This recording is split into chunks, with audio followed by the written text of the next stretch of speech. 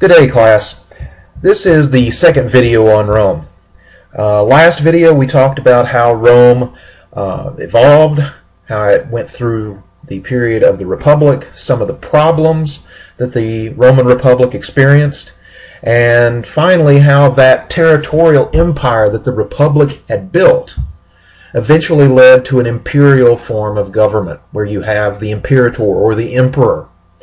Now today we're going to have a short video, it's not going to be too long, talking about how Rome went from the center of civilization to not existing at all.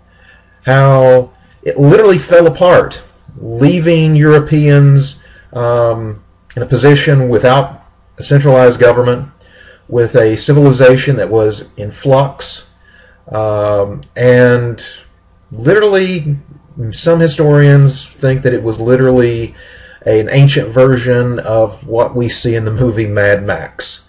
It may have not been that bad, but it probably was close. So let's get started. If you've been reading along in your textbook, which does a fairly good job of showing you the achievements of the imperial era, because as I mentioned last time, the Roman Empire was, at least socially and culturally, a pretty good place to live at first. After Caesar and later Octavian, Augustus, brought political order and stability to Rome, Rome's economy flourished. There seemed to be some stability. And with that stability brought a culture that grew, despite the fact that by modern standards it was a dictatorship. Because if we look at Rome, this was a period where Rome spread out its, what you might call it, its cultural wings. It spread its culture throughout the provinces. And if you remember looking at that map of Rome from the last lecture, and I've got a few maps I'll show you here after a while, Rome's empire included modern-day France, modern-day Spain, Switzerland, Italy, the lower part of southeastern Europe, including Greece, Turkey, what is today Syria, Jordan, and Israel, Egypt, and North Africa to the Atlantic coast. It also included Great Britain, the lower part of the British Isles. So the Roman Empire was expansive, and with this growing territory, the Romans basically spread their form of education, their form of law. And I told you that this unified law, this unified legal code that was the same everywhere in the empire, led to a period known as Pax Romana, or the Roman peace. And this stability, this peace, allowed for growth of education, medicine, and a unified culture. Let's look at education, for example. It's during the imperial empire, during the imperial period of Rome, that you have your first universities, especially in Rome itself, but also in some of the urban centers of the provinces. London, what will become Paris, have their first schools. You also see a growth in medicine. The most noted Roman physician was a fellow by the name of Galen. Now, Galen is an interesting figure because living between 129 and 199 AD, Galen was one of the first people to attempt to understand how the human body worked. Now, this was difficult for Galen because it was taboo to actually touch dead bodies in Roman culture. Romans considered death to be, or at least death in the form of the actual dead body, to be basically corruption, to be trash. This is why the Romans basically did away with their dead. So to cut open, to do a dissection of a dead body was taboo in Roman society. However, the empire provided Galen with close approximates of the human body. apes and monkeys from Africa that the Romans had access to through their provinces, Galen would vivisect or dissect, and he hypothesized about how the body worked. Now, Galen's findings, of course, will be disproven by later physicians, but they lay the groundwork that more modern physicians, early modern physicians, will build upon for our understanding of modern medicine. One of them is that Galen was the first to map out the human circulatory system. The only problem is that Galen assumed that the arteries supplied blood to the organs, the veins supplied it to the extremities. He didn't make the connection that this was a circular system where the arteries pumping oxygenated blood to the entire body, and the used up blood was brought back to the heart and lungs to be re-energized, if you will. Couldn't understand that. Galen's main contribution to medicine was he recognized, building upon Hippocrates' ideas, that disease and conditions were caused by rational causes. He hypothesized that the rational cause of disease was an imbalance in what he called the humors. And for Galen, there were 4 humors. There was blood, there was phlegm, there was bile, both yellow and black, the 4 humors.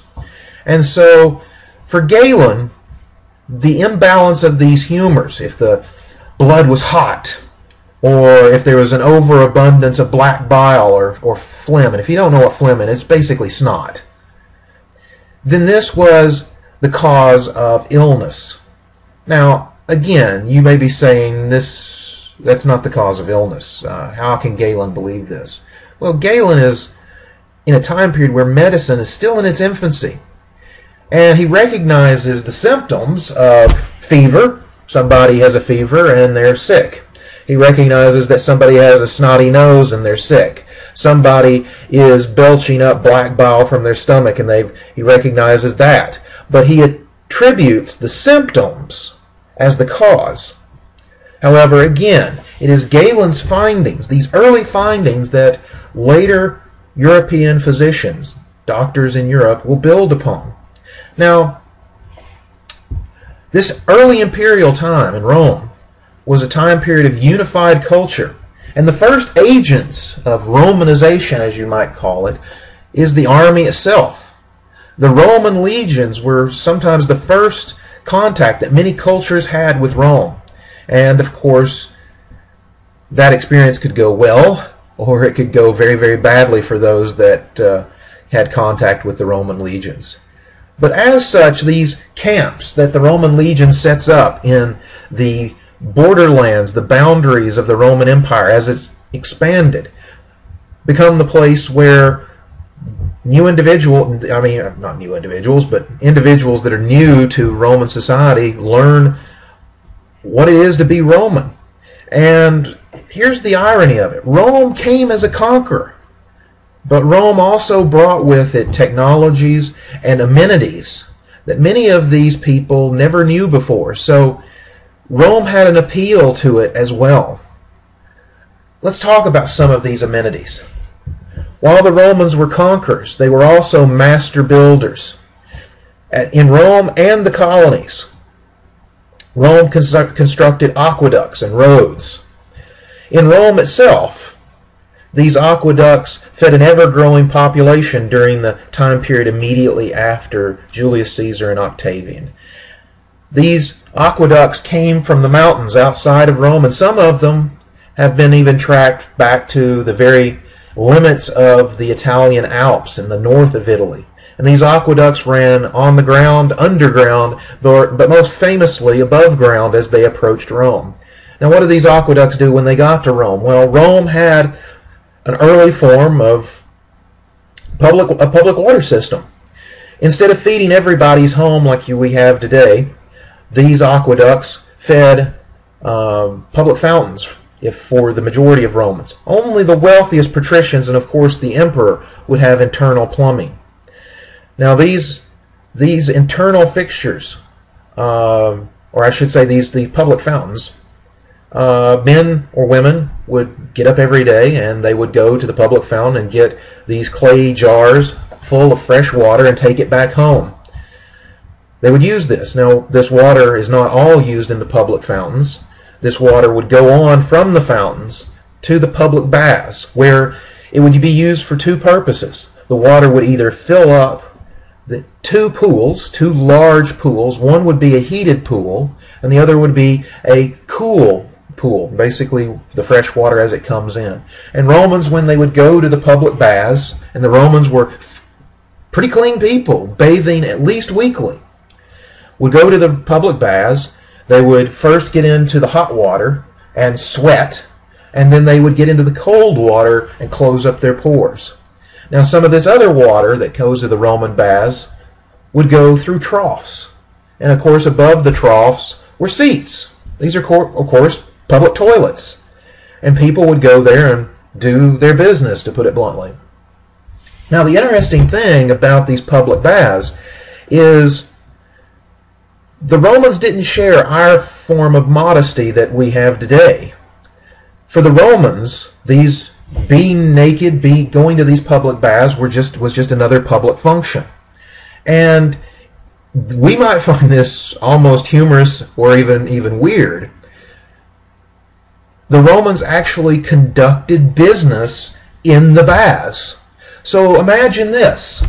Wealthy Romans, who may have not been wealthy enough to own or have internal plumbing in their homes, would go to the baths and get into the bath with a client, with somebody they're doing business with, buck naked, and have an aide sitting outside the bath, taking down on a clay tablet, taking down or transcribing the minutes of the meeting, if you will, taking down what is being bought and sold, the discussions that are being had by their employers. Many times this was carried out by slaves. The less wealthy merchants would oftentimes conduct business, since they're doing it on their own. They would do it on the toilet. So imagine this. You're sitting on the good old toilet with somebody sitting right next to you. There's no marble divider here. With your business accoutrements, your clay tablets, your scribing pens, and all of this, while you are performing your bodily functions and you are carrying out business on the toilet. Now, for the wealthiest of Romans, of the patrician class, including the emperor, you didn't have to worry about the public baths. You had your own internal plumbing. So you had your own hot and cold pool. You had your own toilet that was constantly having water flow through it. They didn't have actual flush toilets. These were constant moving streams of water that, in both the public and private baths, would take the refuse into an early form of a sewer system and then flush it into the Tiber River, where it would be carried out to sea. Now, if you're wealthy, you have not only internal plumbing, but if you are the wealthiest, some of the wealthiest Romans, it's been discovered, including the emperor, had not only internal plumbing, but internal, or what we would call central heat and air. Some of the water that was flowing into these homes and the imperial palace would flow through pipes in the walls and floors, cooling it during the summer. And during the winters, this water would be pumped into an early form of a furnace, basically an early water heater, and then be pumped into the floors, these tile floors of Rome, providing heat. So imagine this, the Romans were pretty advanced people. And transportation in Rome was fairly easy because the Romans built a massive network of roads in Rome. Now, of course, these roads were meant to facilitate trade and interconnectedness and communication. But they were also intended for what you might call a darker purpose. These roads were meant to be the routes that the legions took in case Rome had to defend its borders or put down rebellion. Now, in order to facilitate trade and also facilitate any military action, the Romans actually were fairly technologically advanced in this. Just recently, and when I say just recently, within the past 10 years, archaeologists discovered on the floor of the Mediterranean an early mechanical device for measuring mileage. That the Romans actually had mile markers, what were essentially mile markers, along these roads. So they knew the actual distance between cities and towns, and as you traveled, you knew where you were on the road because these markers were in place. This was pretty advanced. However, the Romans were limited by their age, just like Galen was limited by his understanding of medicine and the technology available to him. The Romans were limited by how they viewed the world and the technology available to them. Because archaeologists have also discovered an interesting device that the Romans had built. Imagine a giant copper ball, copper sphere, hollow sphere. And out of it were two spouts, one pointing this way, one pointing that way. At one point, they're pointing in opposite directions. And built onto this hollow sphere is an axle. Under the hollow sphere, after it would be filled with water, fire would be built. And as we know, steam would be generated, and these nozzles would propel this thing around and around and around. Now, the Romans considered this a novelty, a toy, from our understanding of it. If only the Romans could have made the connection that if you put a belt on this thing, it could drive something. Because the Romans had water-powered grist mills, like you see in Cades Cove or other pictures of other early American settlements where water drove a wheel to grind flour. They had that. They actually had advanced versions of this where water would hit an upper wheel, and as it came down it would fall on a lower wheel driving it, and then fall on another wheel driving it. So you had multiple wheels being driven by this water. And of course you had multiple power outputs grinding flour in Rome. But they did not make this connection between this little novelty of a spinning orb shooting out steam. They did not make that connection of that could be a power source. Because that right there, that realization that if you could harness that right there is what is one of the essential elements, one of the seeds of the modern industrial age. The age that, of course, we live in today. And this, of course, happened back around the time of Christ. However, even though Rome was a civilization of great accomplishments, it was a civilization that, as early as the 1st century, was showing signs of internal rot and degradation. We see this with the immediate successors of Augustus. These emperors who ruled from 14 AD to 66 AD showed the limits of what, I wouldn't say it's the limits. I would show the influence of what a bad emperor has on a centralized political system like Rome had become. The imperial system, having a hierarchical system where there's only one person in charge, is only as good as the person who's in charge.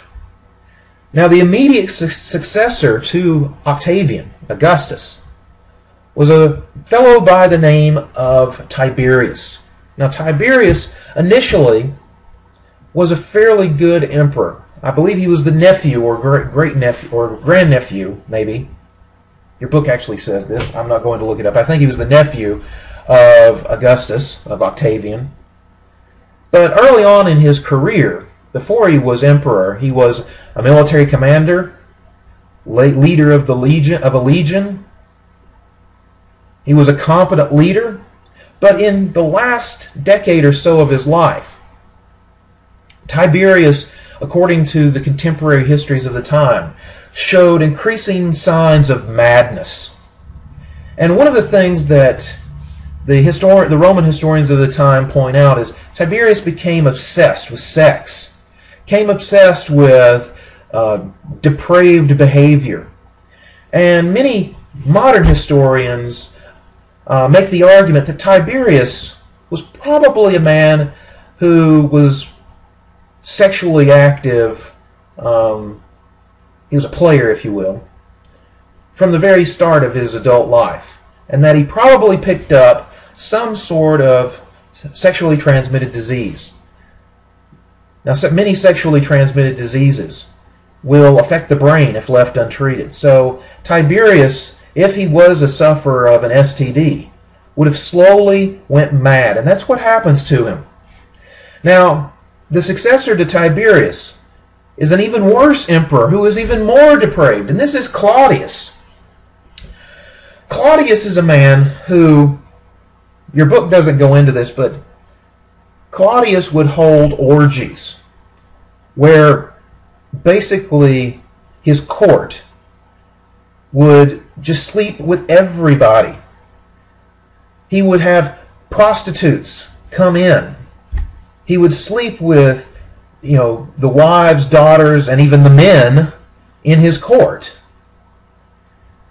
He also would, according to some historians, run around in a wolf outfit and attack young slave boys and girls, killing them.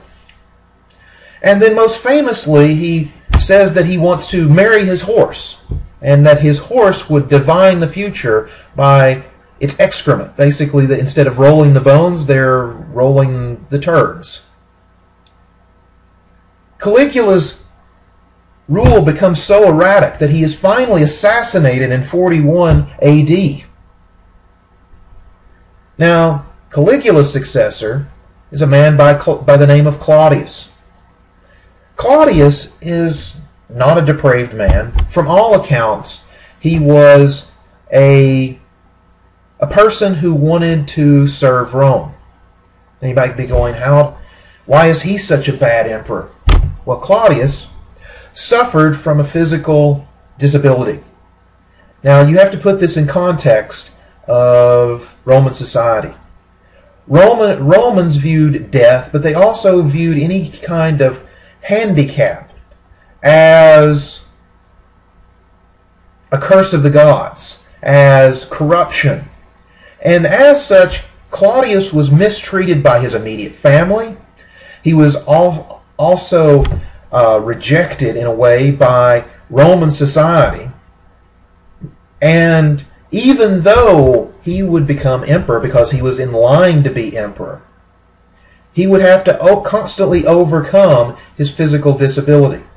Now you might be asking, what is this physical disability? From the accounts, Claudius suffered from some disease that made him walk with a stoop, and that he stuttered. And this progressively got worse in his lifetime.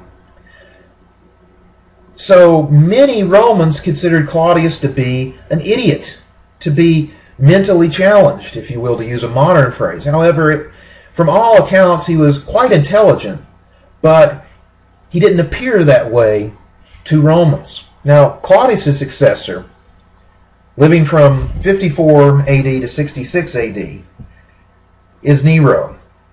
Now, you've probably heard the name of Nero, because Nero's excesses were almost as bad as Caligula's. Nero was not crazy, and he was not really depraved. Nero was selfish. After assuming the title of emperor at the age of 16, Nero at first tries to rule, or at least appears to rule, as a competent emperor. But as his rule continues, he becomes more self-interested. He spends public funds on things like a giant pleasure barge that he keeps docked in lakes in the north of Italy. These pleasure barges are huge, even by today's standards. They are bigger than the cabin cruisers that you see on the lakes here in East Tennessee. One of them was a dual hull affair that had a heated deck. It had internal lighting of a sorts. Basically, had lights that had a central oil system that would pump this oil into the actual fire pits around the perimeter of this floating palace. And then famously, Nero was the emperor when Rome burned. Now, some modern historians have actually found evidence that Rome's burning was not an accident. There is some circumstantial evidence that Nero actually initiated the burning of Rome, because the center of Rome burned down. And conveniently, this is exactly where Nero wanted to build a new imperial palace, which he does with public funds. Nero's actions are so over the top that a provincial governor by the name of Galba revolts against him. Galba is the provincial governor of Hispania, modern-day Spain.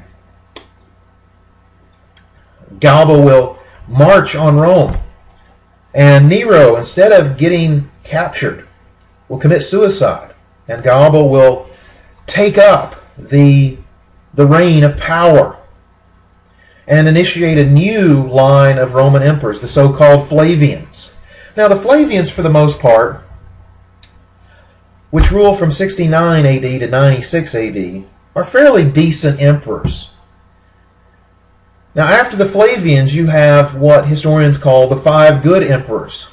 These five good emperors rule between 96 AD and 180 AD.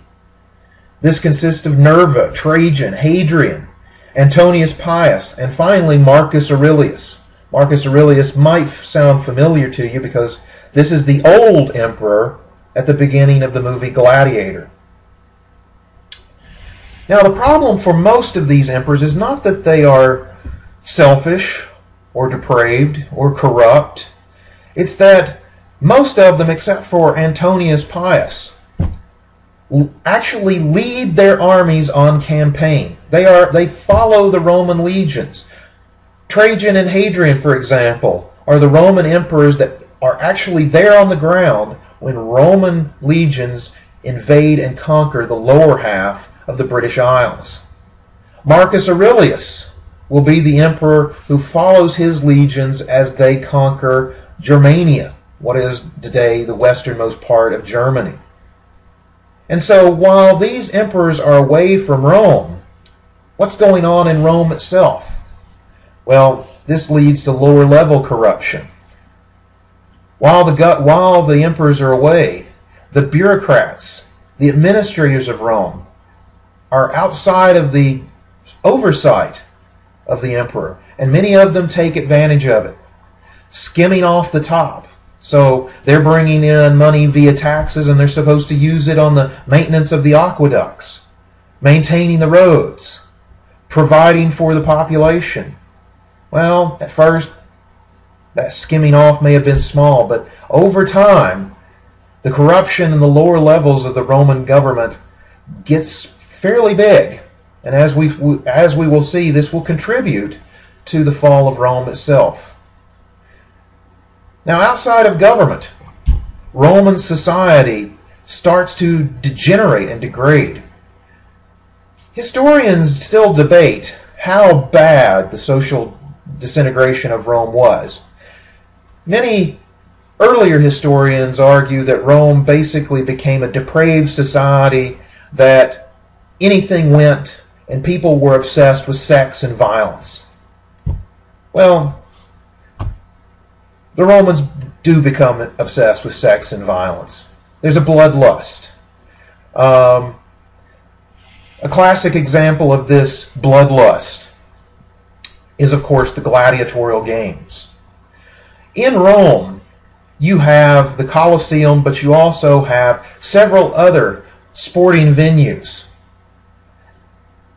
The Colosseum, of course, would become the scene of, at first, what might be considered not so terrible blood sports. This was where hunters would reenact how they hunted wild beasts by actually doing it. So early gladiators were not men who actually killed other men. Early gladiators were men who killed lions and tigers. However, this blood sport, well, the Romans became even more obsessed. They wanted more and more blood. They wanted more and more action, if you will. And so it quickly becomes apparent to those that are selling this kind of spectacle that just killing animals is not enough. And so within just a few decades, the gladiators go from killing animals to killing each other. You also see the Romans obsessed with sex. One of the things that's interesting about Roman society is that Roman society was hierarchical. Even within the patrician class, there was hierarchy. There were levels. People had status. And as the Romans become more obsessed with sex, a kind of social rule of who you can sleep with and who you couldn't sleep with develops. Roman men, since Rome was a patriarchy, could sleep with any woman as long as she was of lower social rank. Now you might be asking, okay, they had the right to cheat. Well, it's not just cheating. Roman high-level patricians could cheat. That means that they could sleep with lower status women by their consent. But slaves and commoners, they could actually force themselves upon. This also extended to sleeping with men, because there was not the taboos that early modern society had against homosexuality. The only people that were safe from patricians were, of course, fellow patricians of equal or higher rank.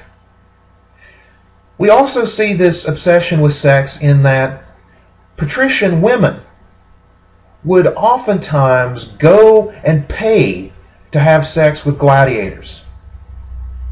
Literally, going to see the gladiators was a spectator sport, but also a contact sport.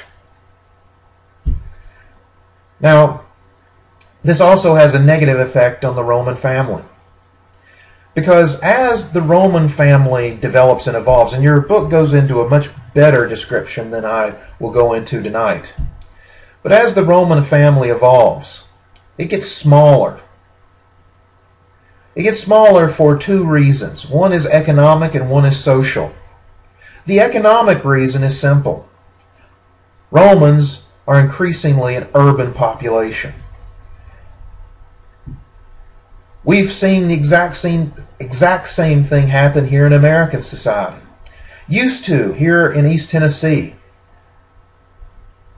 a husband and wife would have 6, 7 children.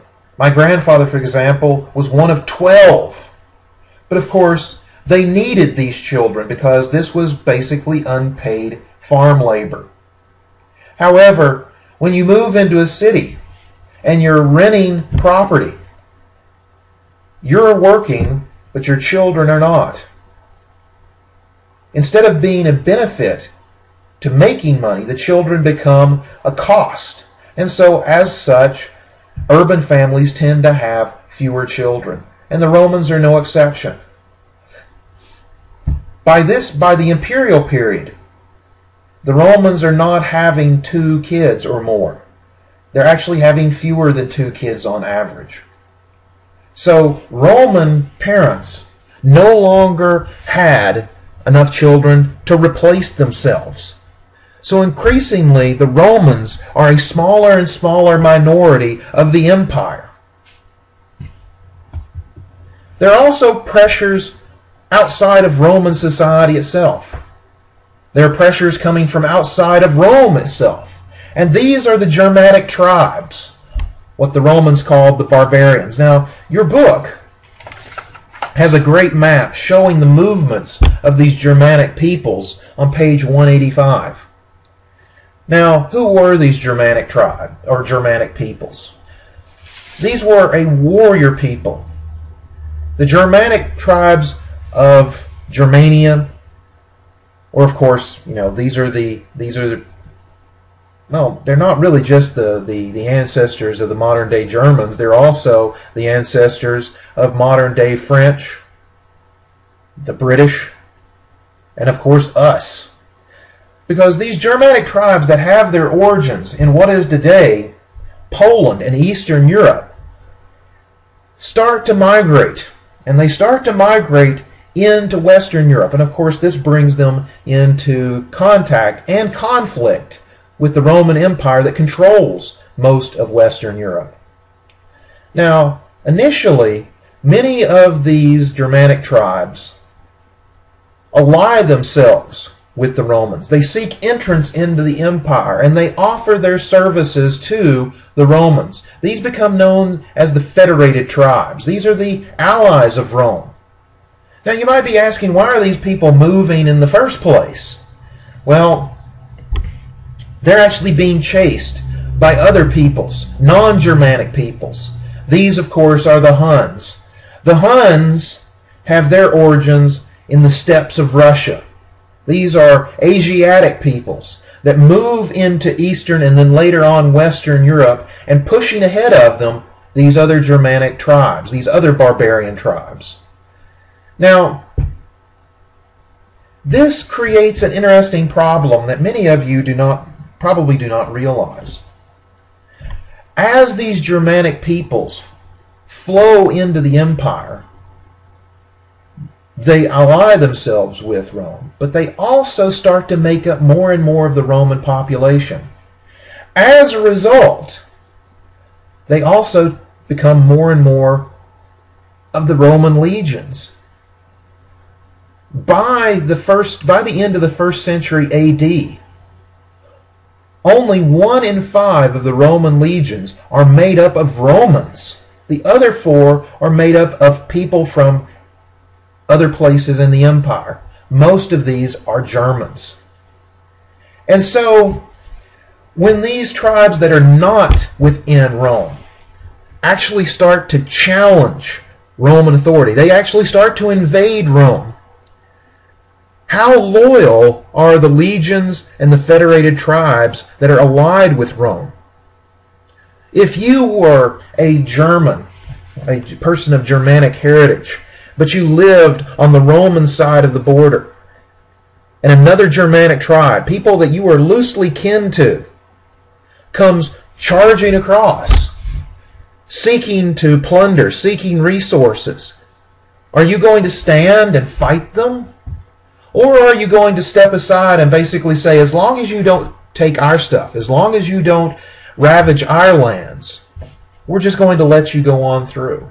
And this is what exactly happens. Because groups like the Visigoths, the Goths, the Vandals will start to pillage Rome. Not just its periphery, but the provinces. And then finally, Rome itself.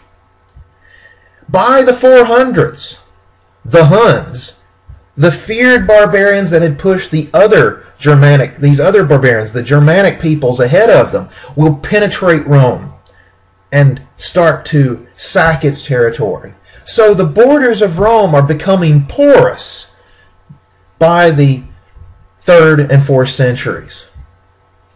Now Rome is also having problems within Rome itself. Some of these problems is the fact that Roman culture is slowly but surely being changed from within. And part of this change is caused by Christianity. We don't think of Christianity as a subversive force, but it is for the Romans. Because, first, early Christianity is seen by the Romans as nothing more than another Jewish revolt. Because most of the early Christians were Jews. The 12 apostles, they were all Jews. Jesus himself was a Jew. And so they see this as nothing more than another nationalist Jewish revolt. It isn't, though, because Christianity will make a jump from just being another Jewish religion, growing out of Judaism, to being an all-encompassing religion that Jews and Gentiles alike can accept. And why is Christianity so subversive? Well, it's a rejection of the traditional Roman gods. And since Christians argue that all authority rests with God, coming through Jesus Christ, this not only is a rejection of the Roman gods, it is a challenge of the authority of the emperor. Now, these Christians, early Christians, will also become scapegoats for the social problems that Rome continues to have. As I told you before, Roman bureaucrats and administrators will start skimming off the top. They'll not perform their jobs. And of course, this leads to the breakdown of some of Rome's infrastructure. You'll start to see things like the sewage system not working properly, leading to disease, the aqueduct systems being contaminated or not providing enough fresh water. Christians are often blamed for these kinds of problems. Romans say that the Christians poisoned the wells, or it's the fault of the Christians. They even go as far as to blame the Christians for the ever-rising inflation in Rome, because one of the problems of Rome during the late imperial period is the Roman currency loses value at an astonishing rate. Now, this is incredibly funny because the very people that are persecuted, the very people that are rounded up by Roman authorities and thrown into the Colosseum to be slaughtered and butchered by gladiators, are basically the tip of the spear of a religion that will eventually become the state religion of Rome. Because the Roman Emperor Constantine will declare Christianity as the official religion of Rome. We'll talk about that later on in this lecture, but more fully in the class lecture after this. Now, the political and economic problems that Rome is undergoing, barbarians at the gates, an economy that is slowly but surely sinking, as evidenced by a high inflation rate, leads Emperor Diocletian in the late 2nd century to offer up reforms that will hopefully allow Rome to be more effectively governed. These are known as, of course, the Diocletian reforms. What are these reforms? The reform is simple. The empire is too big. It must be divided so that it can be ruled more easily. Diocletian puts forward this solution. The empire will be divided in half, as you can see on this map, approximately right here. There will be 2 emperors, one for the Western Empire, one for the Eastern Empire. Each one of these emperors, which will be called Augustuses or Augusti, will have 2 subordinates or 2 Caesars. When the Augusti dies or retires, he will be replaced by his Caesar, and that Caesar will appoint a new Caesar. Diocletian hopes that this means that each emperor, each Augustus, can concentrate more fully on the problems facing either the Western Empire right here or the Eastern Empire. The problem is simple. Both of these emperors have equal authority. They are co-equals. And as we will see, what happens when one half of the empire is needing the help of the other emperor, but the other emperor does not want to send help? Now, with this division, requires that a new capital be built, because Rome will be the capital of the Western Empire. But where will be the capital of the Eastern Empire? Well, the successor to Diocletian is the Eastern Emperor Constantine. So Constantine is one of the first Eastern emperors. He is not a Western emperor. So at this time, after the 300s, there is effectively two Roman empires. As the Eastern emperor, Constantine chooses a small fishing village right here called Byzantium. He renames it Constantinople and builds a capital that at first rivals and then will quickly supersede Rome in its grandeur and technological development. Now the original name of Byzantium will stick because after the Western Empire falls, this Eastern Empire that is technically part of Rome will be known by historians as the Byzantine Empire. And this Byzantine Empire will continue on and continue in some form or fashion until it is conquered by the Turks, by the Islamic Turks, in the late 1400s. So it will actually have a fairly extended life, whereas its Western counterpart will die shortly after this division is made. So let's talk about the fall of the true Rome, because Rome, or the Western Empire, dies with a whimper rather than a cataclysmic event.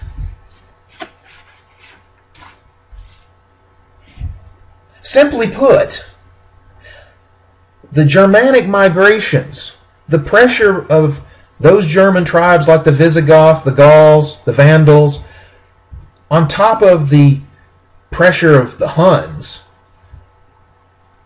is combined with the pressure of a failing infrastructure, with a government that is no longer working at home.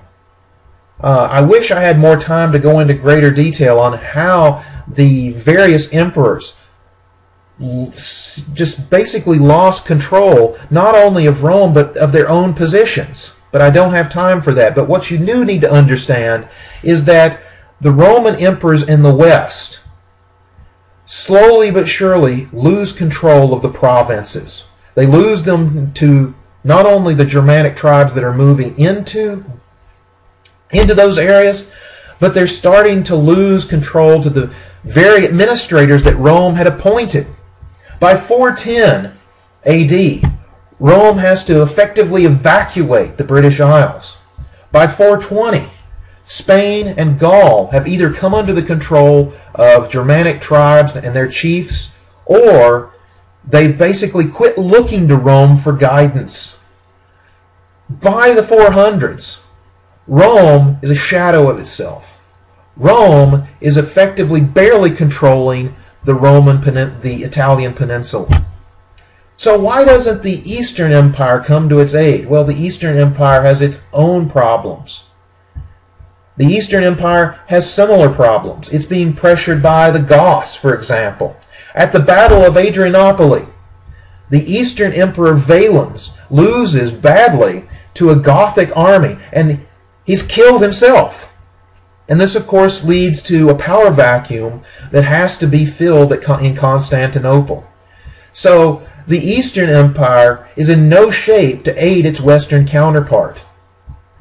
So as Rome declines in the West, its cities become unlivable.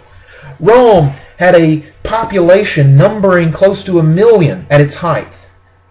But this millions of people living in Rome cannot stay there when the aqueducts begin to fail, when the Germanic tribes, as they raid deeper and deeper into Roman territory, actually destroy some of them. When the sewer systems quit to work, they quit working.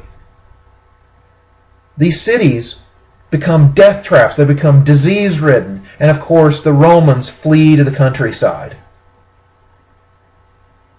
Since Rome is unable to provide services, to provide protection, local elites in the Italian peninsula, in places like Hispania and Lower Gaul, they start to make political deals with Germanic chiefs. They start to think locally. They start to take matters into their own hands. Now, what happens is that literally the Roman Empire in the West just dissolves. Now, the date that most historians mark as the very end of the Roman Empire is 455 AD.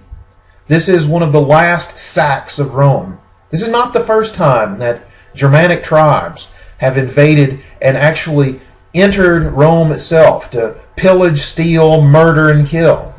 However, in 455 AD, this will be the last time that Rome is able to recover from it, because they don't recover from it. In 455, the Western Empire is no more. At that time, the Eastern Empire is either unable or unwilling to help. It's not until the Eastern Emperor Justinian tries to reconquer the Western Empire in 430 that any attempt is made of reuniting the Roman Empire.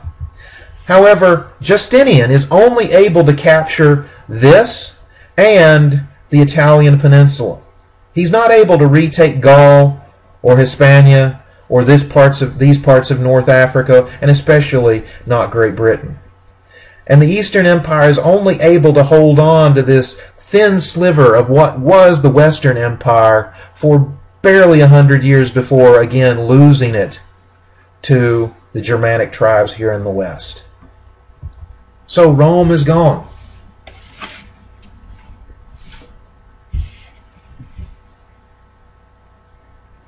So the question remains, this is why Western history is so important. How did this great empire die so relatively quickly? 400 years is a mere blink in human history. How did an empire that controlled most of Europe, North Africa, and parts of the Middle East completely just fall apart? And at best, we can say that Rome, in a shadow form of itself, the Byzantine Empire, would last until the 1490s. But even then, in the 1,000 years from the fall of Rome in 455 to the late 1400s, the Byzantine Empire would slowly shrink until it was nothing more than Constantinople itself. Well, these answers I will leave up to you in our discussion, because the reason why Rome still infatuates Americans is that, could this happen to the United States? Could this happen to Western civilization as a whole? Could the world be considered a new Roman Empire, and could it collapse under societal pressures? It's happened before, where a fairly advanced civilization like Rome, that had roads, aqueducts, public infrastructure, had a thriving economy, had the world's strongest army,